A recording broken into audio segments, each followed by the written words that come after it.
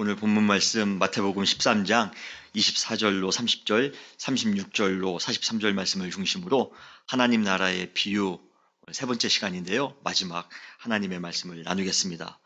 하나님의 말씀을 통하 여러분 모두에게 정말 큰 은혜, 특별히 하나님 나라의 평강이 여러분 모두에게 임할 줄 믿습니다. 창세기에 나오는 창조 이야기를 읽을 때마다 에덴 동산 같은 곳에서 한번 살아봤으면 하는 소망을 갖게 됩니다. 여러분도 그러신가요? 그림 같은 풍경하며 주변에 널려있는 먹을거리들, 아무것도 입지 않았어도 추위를 느끼지 못하며 더위를 느끼지 않는 가장 이상적인 날씨, 환경. 요즘은 인간이 환경에 맞추어 살아가지만 아마 그때는 환경이 인간에게 맞추어 변화되지 않았을까 하는 생각도 합니다. 아무리 인간적인 상상력과 컴퓨터 그래픽의 기술을 총동원하여 만든 그런 아름다운 영상이라 할지라도 창조 때의 에덴의 모습을 현실감 있게 만들어낼 수는 없을 것입니다. 모든 것이 풍부해 보이고 모든 것이 자유해 보이며 아무런 걱정도 없어 보이는 말 그대로 완벽한 에덴은 모든 현대인들이 꿈꾸는 천국의 원형일 것입니다. 그러한 천국에서 정말 살고 싶습니다. 그러한 에덴에서 매일같이 기쁨을 누리며 살고 싶습니다. 본래 하나님의 창조 목적도 우리 인간이 에덴 동산에서 마음껏 행복을 누리며 살도록 하는 것이었습니다. 하나님께서 에덴을 만드신 이유는 그곳에서 마음껏 우리가 행복하게 기쁘게 살아갈 수 있도록 하는 것이었습니다. 그런데 지금 우리가 그러한 에덴에서 하나님이 원하시는 대로 하나님이 목적한 바대로 행복하게 살고 계십니까? 지금 여러분들의 삶이 정말 에덴이십니까? 예, 아닙니다. 아닙니다. 우리가 잘 알고 있는 것처럼 에덴에서의 행복한 경험은 얼마 가지 못해 순식간에 물거품처럼 사라져버렸습니다. 에덴을 창조한 내용이 창세기 1장과 2장에 나오는데 창세기 3장도 되지 못해 에덴은 우리 인간에게 감추어진 장소가 되었습니다. 비밀의 장소가 되었습니다. 죄로 인해 인간의 에덴 거주권은 파기되었습니다. 그리고 인간은 지난 아쉬움과 막막한 두려움을 가진 채 에덴의 문을 쫓겨나듯이 나와야만 했습니다. 에덴을 쫓겨나는 그 인간의 뒷모습을 바라볼 때 얼마나 처량해 보이는지 모릅니다. 그렇다면 에덴을 떠난 인간이 새롭게 맞닥뜨린 세상, 과연 그 세상은 어떠한 곳입니까? 우리에게 있어 앞으로 에덴의 새로운 회복은 가능이나 할까요? 이 질문에 대한 답을 찾을 수 있는 비유가 바로 오늘 본문입니다. 마태복음 13장 24절로 30절 그리고 36절로 43절의 내용을 통해 우리는 그 답을 찾을 수가 있습니다. 우리는 그 비유를 오늘 우리가 읽은 그 본문의 비유를 뭐라고 하죠? 가라지의 비유라고 부릅니다. 가라지의 비유. 설교 준비를 하면서 저는 이제 교회에서 오랜 시간을 있었기 때문에 가라지 비유 뭐 많이 익숙하게 우리가 부르지만 근데 곰곰이 생각해 보니 가라지가 뭔지 저는 한 번도 본 적이 없습니다. 요즘은 가라지란 단어를 많이 안 쓰지 않습니까? 현대인들이 아마 우리 지금 뉴스나 뭐 젊은 그러한 청년들은 가라지라는 단어가 참 생소하게 느껴질 것입니다. 그래서 저도 가라지가 어떻게 생긴 것인지 한번 찾아보려고 어제 인터넷에 쳐봤습니다. 가라지 하고서 딱 쳤더니 제일 먼저 나오는 게 갈테면 가라지?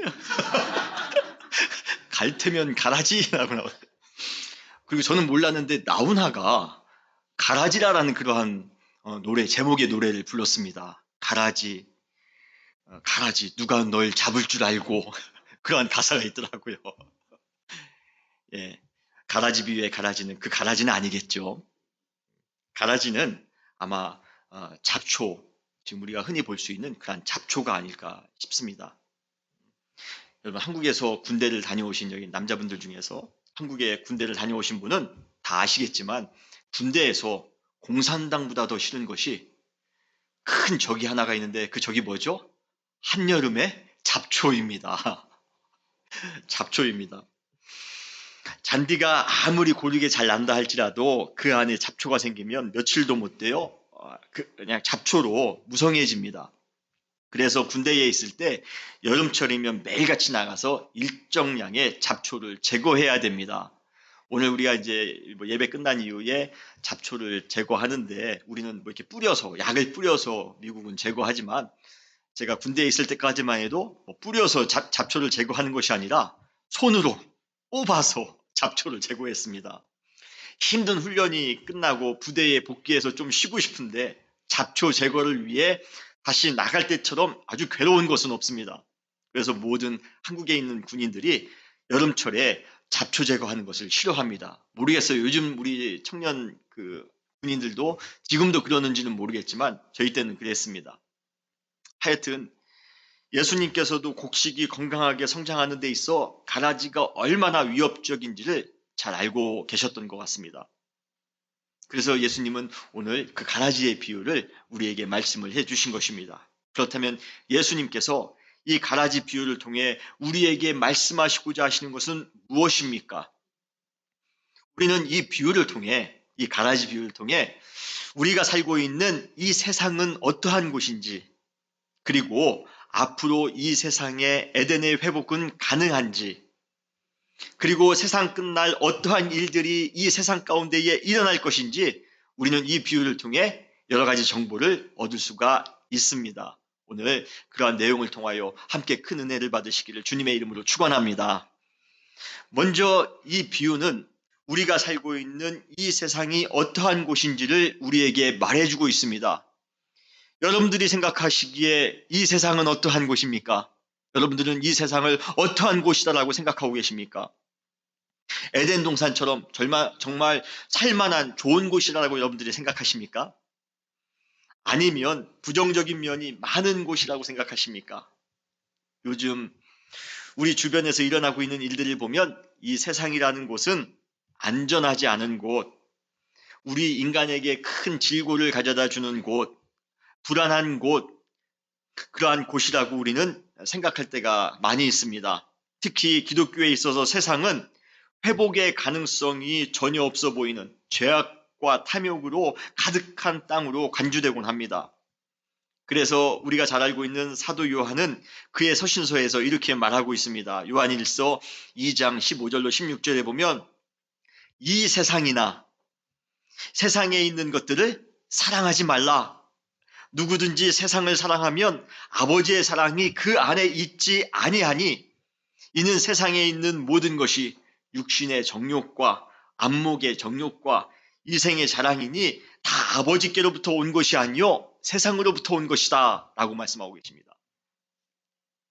이 세상은 정말 정욕으로 가득 차 있고 죄로 가득 차 있고 탐욕으로 가득 차 있다는 것입니다. 그래서 우리는 그 세상을 사랑하지 마야 된다라고 사도 요한은 우리에게 가르쳐주고 계십니다. 그리고 좀 더 나아가 사도 요한일서 3장 13절에 보면 형제들아 세상이 너희를 미워하여도 이상히 여기지 말라. 우리에게 권면합니다.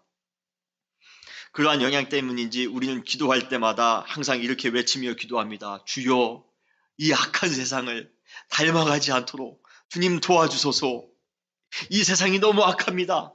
주님 이 세상을 우리가 닮아가지 않도록 우리에게 힘을 주소서. 지혜를 주소서.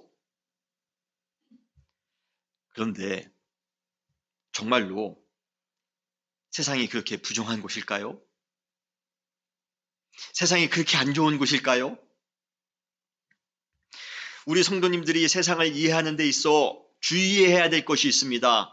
그것은 우리가 하나님의 나라와 세상을 철저하게 이분법적으로 구분하여 생각한다는 것입니다.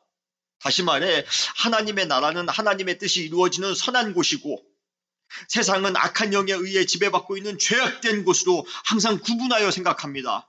이 둘은 도저히 섞일 수도 없고 도저히 공존할 수도 없다고 생각합니다. 그래서 하나님의 나라는 이 세상이 절대로 속할 수 없는 전혀 다른 차원의 세계, 저 공간, 저 멀리 있는 하나님의 나라에만 존재한다라고 생각합니다. 그런데 이러한 논리라면 우리가 살고 있는 이 세상에서 하나님의 나라를 경험할 수 있는 그런 방법은 하나도 없습니다.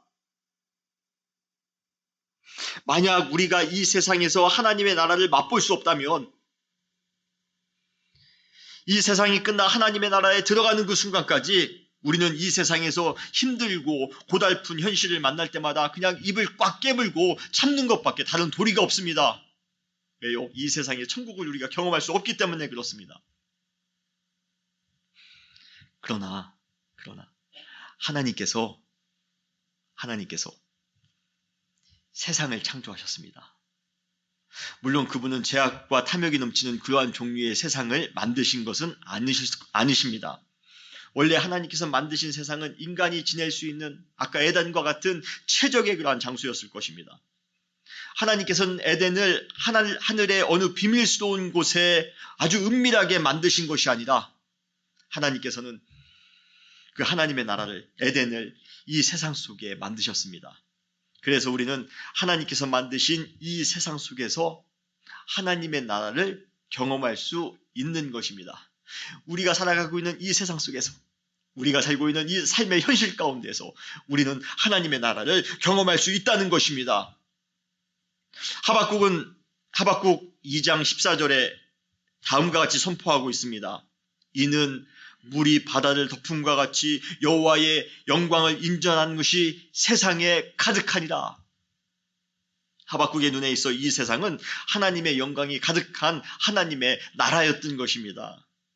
그리고 우리가 잘 알고 있는 요한복음 3장 16절에 뭐라고 말씀하시죠? 하나님이 세상을 이처럼 미워하셨습니까? 죄악된 곳이라고. 그곳에 탐욕이 넘치는 곳이라고 주님께서 무조건 미워하셨습니까? 하나님이 세상을 이처럼의 그 기품을 우리는 측량할 수가 없습니다만 이처럼 사랑하사 독생자를 주셨으니 라고 말씀하고 계십니다. 이 구절을 통해 우리는 독생자를 내어줄지라도 이 세상을 다시 하나님의 나라로 만드시겠다라는 그러한 하나님의 강한 의지를 우리는 느낄 수가 있습니다. 결국 예수님은 요한복음 12장 47절에서 이 땅에 오신 이유를 다음과 같이 말씀하십니다. 내가 온 것은 세상을 심판하려 함이 아니요 세상을 구원하려 함이라. 예수님께서는 하나님의 영광으로 가득 덮인 이 세상을 사랑하셨습니다. 그리고 이 세상을 구원하기 위해 이 땅 가운데 오셨습니다. 그러므로 세상은 너무 악하기 때문에 세상 밖에서 우리가 갈 수 없는 저편에만 하나님의 나라가 있다라고 여러분 생각하지 마시기 바랍니다. 만일 하나님의 나라가 이 세상과 단절되어져 있다면, 이 세상에서 하나님의 나라를 우리가 맛볼 수 없다라면 그러한 하나님의 나라는 우리가 한 번도 살아본 적이 없는 그러한 왕궁의 이야기 아니면 재벌가의 이야기처럼 우리의 마음에 전혀 그 하나님의 나라가 와닿지 않을 것입니다. 그러나 사랑하는 성도 여러분, 하나님의 나라는 우리가 살고 있는 이 세상에서 충분히 맛볼 수가 있습니다. 이 세상이 아무리 거짓된 세상이라 할지라도, 이 세상에 탐욕이 넘친다 할지라도, 그래도 우리는 이 세상에서 하나님의 나라를 경험할 수 있는 줄 여러분 믿으시길 바랍니다. 솔직히 세상은 하나님의 나라에서 가장 중요한 요소입니다. 하나님은 이 세상을 배제한 전혀 다른 공간에 하나님의 나라를 세우신 것이 아닙니다. 하나님은 세상 한복판에 하나님의 나라를 세우셨습니다. 누가는 현재의 삶 가운데 이루어진 하나님의 나라에 대해 많은 관심을 가지고 있었던 사람입니다. 그래서 누가복음 11장 20절에 보면 내가 만일 하나님의 손에 힘입어 귀신을 쫓아낸다면 하나님의 나라가 이미 너희에게 임하였느니라 라고 말씀하십니다. 누가복음 17장 20절로 21절에 보면 하나님의 나라는 볼 수 있게 임하는 것이 아니요 또 여기 있다 저기 있다고도 못하리니 하나님의 나라는 너희 안에 있느니라. 여러분, 우리가 세상 속에 살아가지만 그럼에도 불구하고 이 세상 한복판에서 하나님의 나라를 경험할 수 있습니다. 힘들고 어려운 세상을 살아간다 할지라도, 답답한 세상을 살아간다 할지라도, 억울한 세상을 살아간다 할지라도, 어두운 세상을 살아간다 할지라도 우리는 이 안에서 하나님의 나라를 경험할 수 있음을 여러분 믿으시길 바랍니다. 이것이 바로 오늘 가라지 비유가 우리에게 말해주는 가장 중요한 핵심 내용입니다. 가라지 비유는 이렇게 시작합니다. 오늘 본문 마태복음 13장 24절에 보면 천국은 좋은 씨를 제 밭에 뿌린 사람과 같으니 라고 말씀하십니다. 천국은 좋은 씨를 제 밭에 뿌린 것이랍니다. 그 다음 36절로 43절에 보면 이 비유에 대한 예수님의 해석이 나옵니다. 그 예수님의 해석에 따르면 밭은 무엇입니까? 세상입니다. 그리고 좋은 씨는 무엇입니까? 천국의 아들들입니다. 결국 이 비유는 무엇입니까? 천국은 하나님의 아들이 사는 세상입니다. 천국은 하나님의 아들이 사는 세상입니다. 하나님은 천국의 아들들이 세상에서 살게 하시도록 천국을 살게 하심으로써 천국을 이루기를 원하셨던 것입니다. 그래서 좋은 씨를, 천국의 자녀들을 제 밭에, 세상에 뿌린 그곳이 바로 천국인 것입니다. 하나님의 나라의 자녀들이 사는 천국은 범접할 수 없는 신비하고 특별한 공간이 아니라 보통 사람의 모든 사람들이 함께 거하고 있는 세상을 의미합니다. 그래서 우리는 하나님의 나라의 백성이라 할지라도 우리는 세상 사람들처럼 똑같이 세상에서 밥도 먹어야 되고 공부도 해야 되고 돈도 벌어야 되고 자녀도 키워야 됩니다. 그러나 우리가 그러한 세상을 살아간다 할지라도 예수 그리스도 안에서 매 순간 하나님의 나라의 기쁨과 평강을 맛보며 살아가기에 우리는 하나님의 자녀가 된 것입니다. 여러분, 하나님의 자녀로, 천국의 자녀로 이 세상에 있지만 이 세상에서 항상 천국의 기쁨을 누리며 살아가시는 우리 사랑하는 은혜교회 성도님들 되시기를 주님의 이름으로 축원합니다. 그래서 우리는 찬송가 438장 3절처럼 높은 산이, 거친 들이, 초막이나 궁궐이나 내 주 예수 모신 곳이 그 어디나 하늘나라. 할렐루야. 여기에 나오는 높은 산, 거친 들, 초막, 궁궐 다 무엇입니까? 이 모든 것은 다 세상입니다. 그러나 그러한 세상 속에 살아가면서도 우리 마음 가운데에 예수님을 모시며 살아가기에, 우리 마음 가운데에 구원의 기쁨을 가지며 살아가기에 그곳이 바로 하나님의 나라가 된 것입니다. 그러므로 우리가 살아가고 있는 이 자리, 여러분의 가정, 여러분의 직장, 여러분의 학교, 그곳에서도 얼마든지 그곳을 하나님의 나라로 바꾸며 살아가시는 여러분 되시기를 주님의 이름으로 축원합니다. 우리가 세상에서 얼마든지 하나님의 나라를 경험하며 살아갈 수가 있습니다. 그것이 오늘 비유의 목적인 것입니다.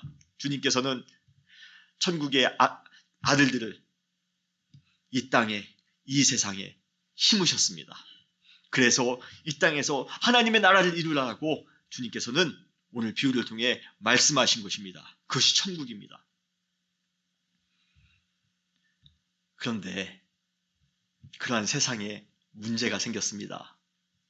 바로 에덴 이후 세상은 치열한 영적 전쟁터가 되었다는 것입니다. 세상을 살아가면서 하나님 나라의 백성으로 하나님 나라의 의무를 다하며 하나님 나라의 기쁨을 누리면서 사는 것이 결코 쉽지 않더라는 것입니다. 오늘 비유에 보면 원래 하나님의 의도는 좋은 씨를, 세상에 좋은 씨를 뿌림으로 천국을 만드는 것이었습니다. 그런데 그때 아주 성가신 존재가 등장합니다. 그게 누구입니까? 원수입니다. 오늘 본문에 보면 원수가 세상에 가라지를 덧뿌림으로써 하나님의 계획을 정면으로 도전합니다. 방해합니다. 마태복음 13장 25절에 보면 사람들이 잘 때에 그 원수가 와서 곡식 가운데에 가라지를 덧뿌리고 갔더니라고 말씀하고 있습니다. 참 이 원수가, 하여튼 원수가 하는 짓이 참 치사합니다. 우리가 눈 뜨고 활동할 때 그때 와서 씨를 뿌리는 것이 아니라, 가라지를 뿌리는 것이 아니라 언제 뿌리고 있습니까? 모든 사람들이 잘 때 와서 몰래 뿌려놓고 갑니다. 사탄이 우리 인간들의 마음에서 천국을 빼앗아 가기 위해 하는 행동이 너무도 야비하고 은밀하며 아주 음흉하기까지 합니다. 사탄은 자기의 계획을 우리의 의식이 뚜렷한 낮 시간에는 결코 진행하지 않습니다. 우리가 열심히 기도할 때는 절대로 우리 마음에 가라지 뿌리지 않습니다. 우리가 열심히 신앙생활할 때는 가라지 뿌리지 않습니다. 그는 밤에, 특히 우리의 영혼이 잠들어 있을 때에, 우리의 영혼이 무감각해져 있을 때에, 우리의 가장 연약한 부분을 뚫고 들어와 아주 은밀하게 그의 잔인한 계획을 실행하더라는 것입니다. 그래서 우리가 항상 하나님의 나라의 그 은혜를 유지하며 살아가기 위해 우리는 어떻게 해야 됩니까? 항상 깨어 있으셔야 됩니다. 베드로전서 5장 8절로 9절에 보면 근신하라, 깨어라. 너희 대적 마귀가 우는 사자같이 두루다니며 삼킬 자를 찾나니 너희는 믿음을 굳게 하여 그를 대적하라. 근신하여 깨어 있으라는 것입니다. 잠자고 있으면, 우리의 영혼이 잠자고 있으면, 우리의 영혼이 게을러져 있으면 그 안에 가라지를 뿌린다는 것입니다. 사랑하는 성도 여러분, 우는 사자가 지금 삼킬 자를 찾고 있습니다. 이러한 시대에 항상 근신하여 깨어 하나님의 나라의 기쁨을 항상 유지하며 살아가시는 여러분 되시기를 주님의 이름으로 축원합니다. 요즘 이러한 잔인한 사탄의 계획들은 아주 개인적인 차원을 뛰어넘어 그룹과 민족의 차원에까지 확대되었습니다. 그리고 역사가 진행될수록 그 계획은 더욱 치밀해졌으며 더욱 포악해졌습니다. 여러분, 몇 년 동안 우리가 버려진 밭에는 무엇이 무성합니까? 잡초가 무성하지 않습니까? 그것처럼 세상은 온통 사탄이 뿌려놓은 악한 가라지로 인해 뒤덮여 있습니다. 이제 세상에서 천국의 순수성은 깨어지고 악은 팽창할 대로 팽창했습니다. 이것이 지금 우리가 살고 있는 세상의 모습입니다.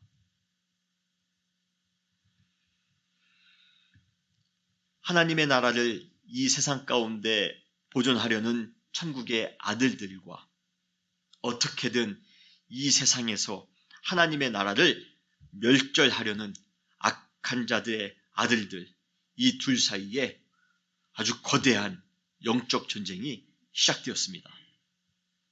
이것이 바로 오늘을 사는 현대인들의 현실입니다. 신앙인들의 현실입니다. 우리는 성도로서 세상을 살아가면서 하루에도 수십 번 이러한 영적 전쟁의 한복판에서 어느 때는 손해를 보기도 하고, 어느 때는 조롱을 받기도 하고, 어느 때는 유혹을 당하며 살기도 합니다. 그러나 성도들은 어떠한 손해와 어떠한 희생과 어떠한 유혹에도 불구하고 끝까지 하나님의 나라의 순결성을 지키며 도덕적으로 온전함을 이루기 위하여 신앙의 분투를 하며 살아가셔야 됩니다. 여러분들은 정말 그러한 영적 전쟁을 하며 하루하루를 살아가고 계십니까? 그렇지 않고 혹시 세상의 유혹 속에 속절없이 무너질 죄가 있지 않으십니까? 요즘의 문화적 환경을 볼 때 사탄이 한 포대의 가라지를 우리 시대에 아주 사정없이 뿌려놓은 것 같습니다. 물질 만능주의, 개인적인 차원의 이기주의, 요즘은 이제 그 정도는 애교 수준이 아닌가 싶습니다.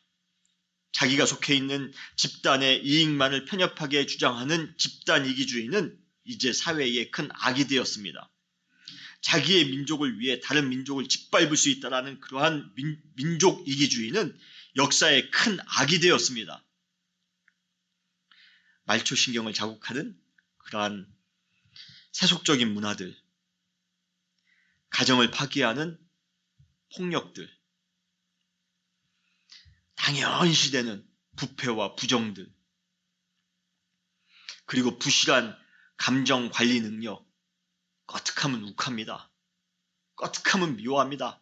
마음만 조금만 안 맞으면 모든 관계를 다 사단냅니다. 우리는 감정 관리 능력이 얼마나 부실한지 모릅니다.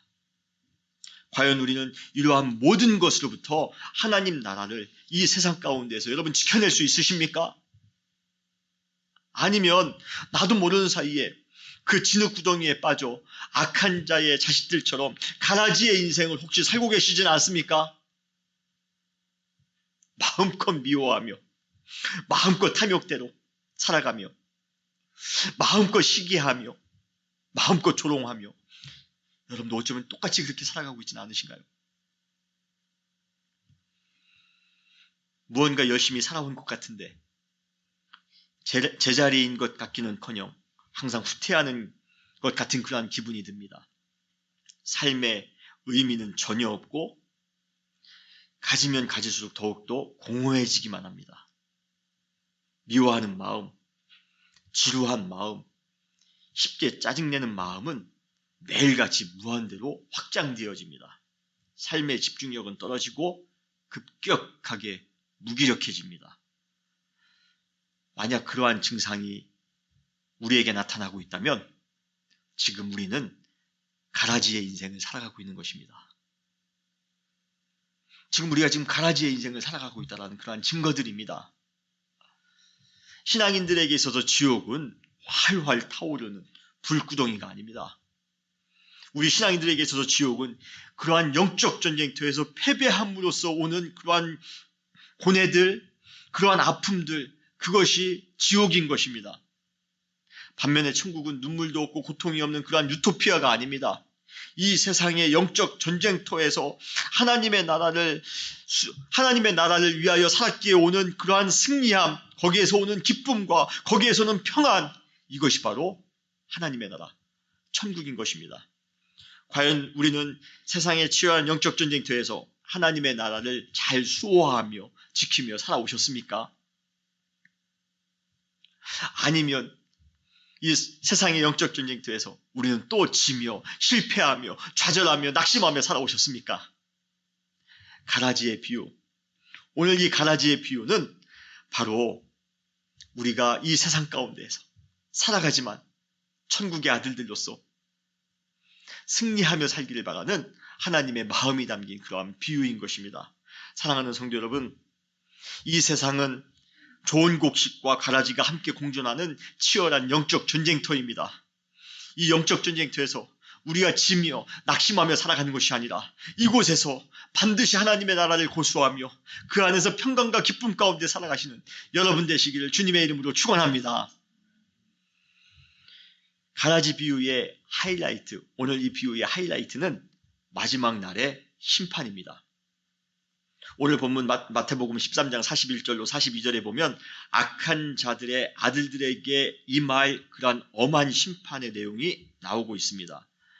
인자가 그 천사들을 보내리니 그들이 그 나라에서 모든 넘어지게 하는 것과 또 불법을 행하는 자들을 거두어내어 풀무불에 던져 넣으리니 거기서 이를 갈게 하리라 라고 말씀하고 있습니다.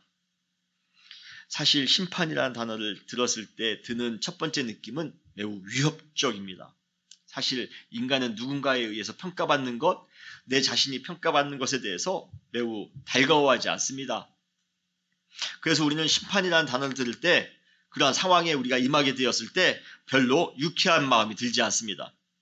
그래서 교회를 다니지 않거나 복음을 거부하는 사람들 중에는 마지막 날의 심판에 대해 아주 강한 불만을 가지고 있는 사람들이 많이 있습니다. 교회에서 심판에 대해서 말하면 굉장히 불쾌하게 생각합니다.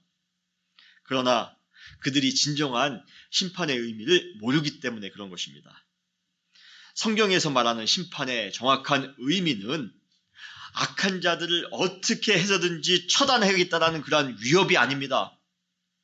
성경에서의 심판은 악한 길을 지금 당장 멈추고 바른 길로 수정하여 살라라는 그러한 가장 강력한 권면인 것입니다. 심판을 통하여 현대를 살아가고 있는 우리에게 주님께서는 권면하고 계신 것입니다. 그렇게 살지 말라고 권면하는 것입니다. 부모님이 청소년 자녀들에게 그들이 말썽 피우면 항상 그런 말 하지 않습니까? 너 계속 그렇게 말썽 피우면 집에서 쫓아낼 거야. 그러면 여러분 그 의미가 부모님이 그 자녀를 쫓아내겠다라는 그러한 의도입니까? 너 내가 지금 쫓아낼 준비 난 지금 다 돼 있어. 하나만 걸려봐. 내가 너를 쫓아낼 것이야. 그런 의미입니까? 아니지 않습니까?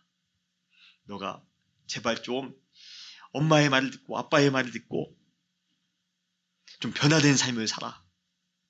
그러한 의미에서 말하는 그러한 강한 권면이지 않습니까? 주님께서 우리에게 너희들을 심판할 것이야. 이제 심판의 날이 얼마 남지 않았어. 이것은 내가 기필코 조금이라도 잘못한 거 하나만 걸리면 내가 그날 너희들 다 심판할 것이야. 그러한 의미가 아니라 이제 얼마 남지 않았는데 너희가 그 심판의 자리에서 칭찬받기 위하여 좀 좋은 삶, 변화된 삶을 살아야 되지 않겠어?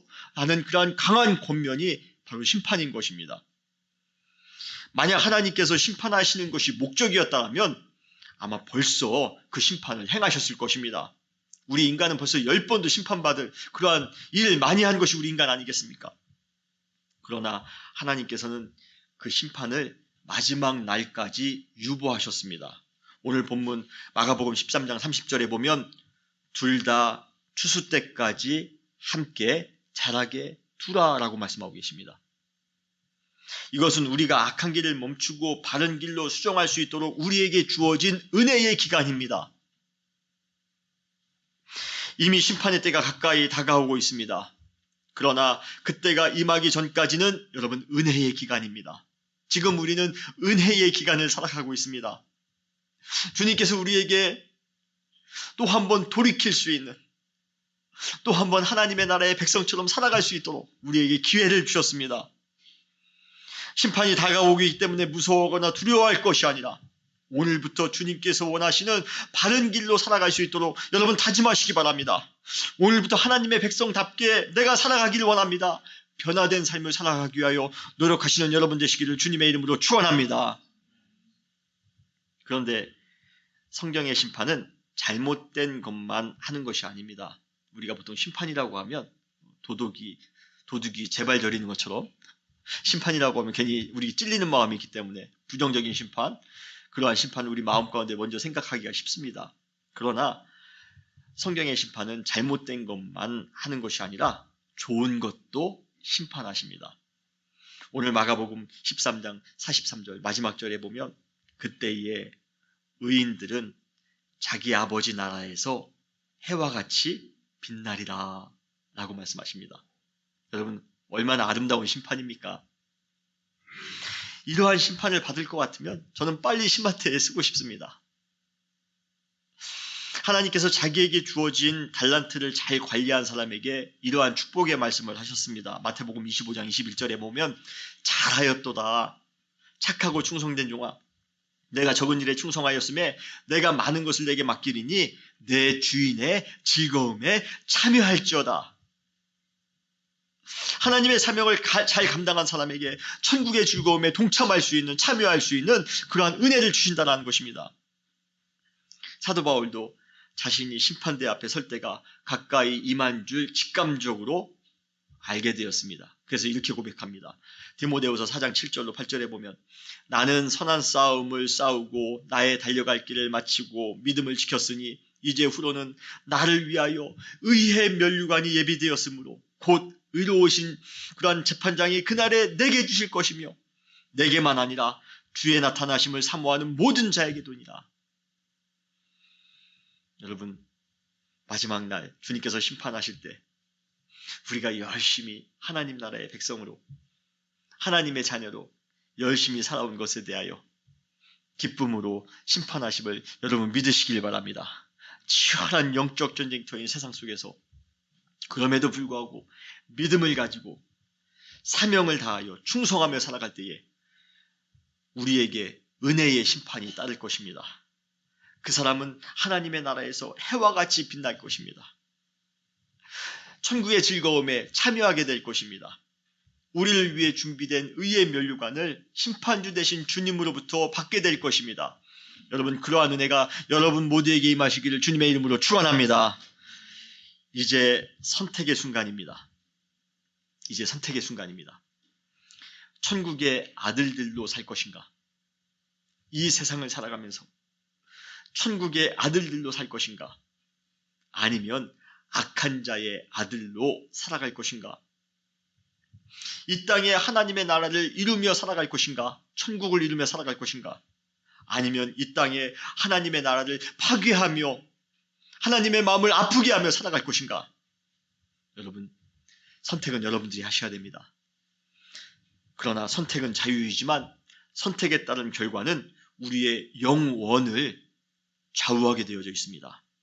마태복음 25장 46절에 보면 그들은 영벌에 의인들은 영생에 들어가리라. 시편 1편 6절에 보면 무릇 의인들의 길은 여호와께서 인정하시나 악인들의 길은 망하리로다. 여러분, 하나님의 나라의 비유 세 번째 마지막 여러분들과 같이 말씀을 나누면서 여러분들에게 마지막으로 도전을 드립니다. 이 세상에서 하나님의 나라를 이루며 살기 위하여 치열한 영적 전쟁터인 이 세상에서 여러분들은 어떻게 사시렵니까? 또 지며 또 낙심하며 사시렵니까? 아니면 천국의 기쁨을 누리며 주님을 찬양하며 주님께 영광이 되는 그러한 천국 백성의 삶을 사시렵니까?